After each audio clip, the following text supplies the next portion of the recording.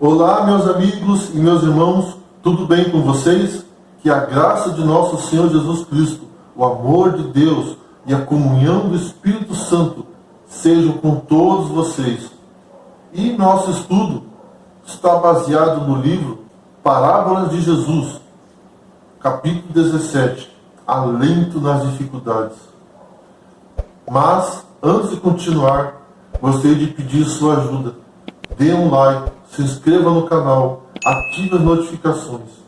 Bom, vamos orar? Bendito és tu, Senhor nosso Deus, Rei do Universo.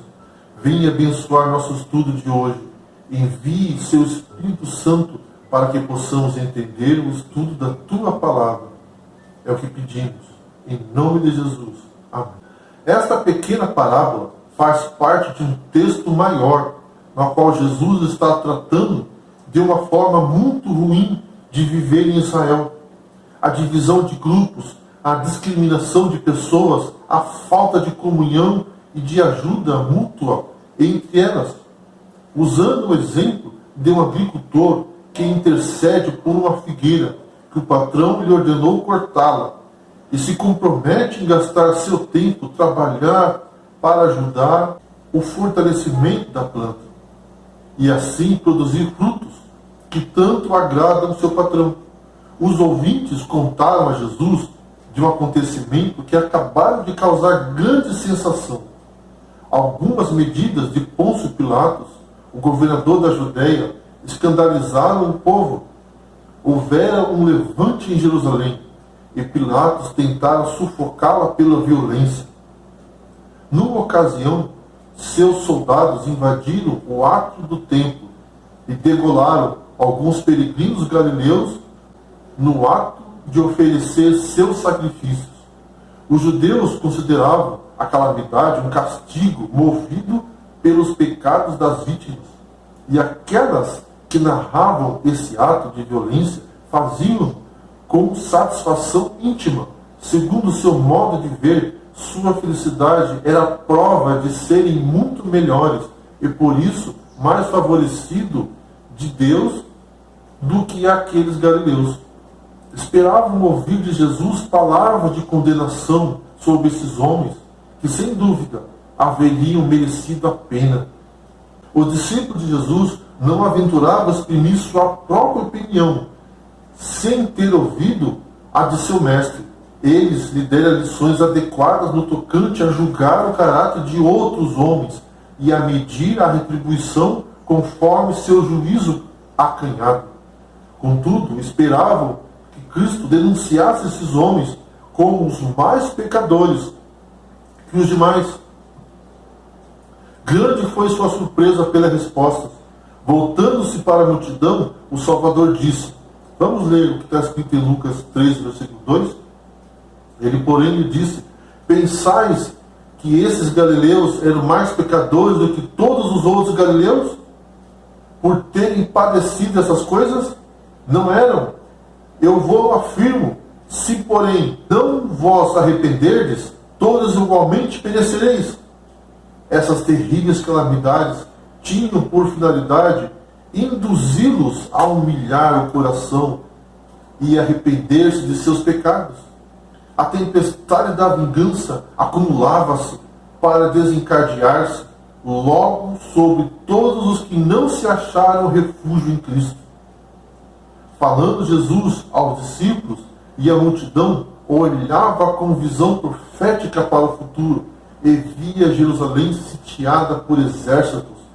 Ouvia o barulho dos estranhos que marchavam contra a cidade escolhida e via-os aos milhares perecendo no cerco. Muitos judeus eram então assassinados como aqueles galileus no ato do templo. No próprio ato de oferecerem o sacrifício, as calamidades que sobrevieram a alguns indivíduos eram advertência divina a uma nação igualmente culpada. Se não vos arrependerdes, disse Jesus, todos de igual modo perecereis. O tempo da graça duraria ainda um pouco para eles. Ainda podiam conhecer as coisas que diziam respeito à sua paz. Vamos ler Lucas 13, versículo 6. Então Jesus proferiu a seguinte parábola: certo homem tinha uma figueira plantada na sua vinha, e vindo procurar fruto nela, não achou. Pelo que disse ao viticultor: há 3 anos venho procurar fruto nessa figueira e não acho. Podes cortá-la. Para que ela ainda está ocupando inutilmente a terra? Jesus contou essa parábola que um homem tinha uma figueira plantada em sua vinha, e quando foi procurar fruto nessa figueira, ele não encontrou. Era comum entre os judeus que figueiras fossem plantadas em vinhas. Isso também significa que quando plantadas nas vinhas, as figueiras recebiam cuidados especiais. Vale lembrar de que na lei de Moisés havia uma condição de que apenas a partir do 5º ano os frutos de uma árvore poderiam ser consumidos. Os frutos dos 3 primeiros anos deveriam ser descartados, e os frutos do 4º ano deveriam ser oferecidos ao Senhor. Levítico 19, 23 a 25. Aqui percebemos que aquela árvore não era apenas inútil, ela era pior do que isso. Além de não produzir fruto, a figueira estéril causava prejuízo, pois ocupava o espaço no solo que poderia ser utilizado de uma forma melhor. E também suas raízes absorviam os nutrientes da terra, prejudicando as demais plantas que estavam ao seu redor. A parábola termina e nada é dito se a figueira finalmente produziu fruto ou se foi cortada. Claro que isso foi intencional, ou seja, com isso Jesus propôs que cada um analise sua própria vida, se somos como uma figueira estéril ou se somos como uma árvore frutífera. A geração a qual o Salvador tinha vindo era representada pela figueira na vinha do Senhor, dentro do círculo de seus cuidados e bênçãos especiais. Assim Deus plantara a Israel como uma vide frutífera junto à fonte da vida. Tinha sua vinha em um outeiro fértil e cercou-o e a limpou das pedras e a plantou de excelentes vides. Isaías 5, 1 e 2. Esperava que desse uvas boas, mas deu uvas bravas. Isaías 5, versículo 2. O povo do tempo de Cristo fazia maior ostentação de piedade do que os judeus de épocas anteriores. Porém, eram ainda mais destituídos das suaves graças do Espírito de Deus. Os preciosos frutos de caráter que tornam a vida de José tão fragante e bela não se manifestavam no povo judeu. Deus, por seu filho, procurava frutos, mas não encontrou nenhum. Israel era um estorvo à terra. Toda a sua existência era maldição, pois ocupava na vinha o lugar que uma árvore frutífera poderia preencher. Roubava ao mundo das bênçãos de Deus, intencionava dar. Os israelitas mal representavam Deus aos povos. Não eram somente inúteis, mas decididamente um embaraço. Sua vida religiosa iludia em alto grau. Em vez de salvação, acarretava ruína. Na parábola, o vinhateiro não questiona a sentença de que se a árvore permanecesse infrutífera, deveria ser cortada. Porém, conhece e partilha do interesse do proprietário da árvore estéril. Nada lhe podia dar mais alegria que vê-la crescer e frutificar. Responde ao desejo do proprietário, dizendo: vamos ler Lucas 13, 8? Ele, porém, respondeu: Senhor, deixe-a ainda este ano, até que eu escave ao redor dela, lhe ponha estrume. Se vier dar fruto, bem está, senão, mandarás cortá-la. O jardineiro não recusa trabalhar numa planta tão pouco promissora. Está pronto a prestar-lhe ainda maiores cuidados. Quer tomar o ambiente mais propício e gastar mais atenção. O proprietário e o vinhateiro têm o mesmo interesse na figueira, Assim, o Pai e o Filho eram um no amor ao povo escolhido. Cristo dizia aos ouvintes que lhes seriam dadas maiores oportunidades. Todo o meio que o amor de Deus podia sugerir seriam empregados para tornar-se a árvore de justiça e produzirem frutos para a bênção do mundo. Jesus não disse na parábola qual seria o resultado do trabalho do jardineiro. Neste ponto, interrompeu a história.